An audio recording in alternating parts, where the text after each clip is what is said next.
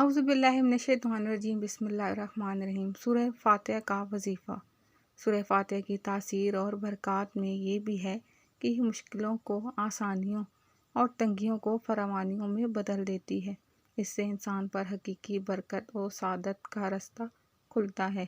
ذہنی کرب، فکری الجھنوں اور پریشانیوں سے نجات ملتی ہے۔ رنج و عالم اور غم رفع ہوتے ہیں۔ بیمار کو تندرستی ملتی ہے۔ تنگ دست کو فراخی رزق عطا ہوتی ہے۔ محروم کو فتح نصیب ہوتی ہے اور سب غموں اور دکھوں کا مداوع ہو جاتا ہے۔ وظیفہ یہ ہے کہ اس سورت کو 11 مرتبہ پڑھیں۔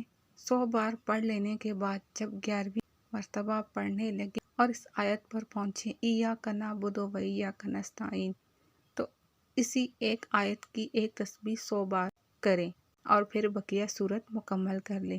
اس وظیفہ کو حسب ضرورت 11 دن، 40 دن یا اس سے بھی زیادہ عرصہ کے لیے جاری رکھ سکتے ہیں۔ عام معمول میں اول و آخر 11 مرتبہ درود شریف پڑھ کر اس کا ورد 100 مرتبہ روزانہ کریں۔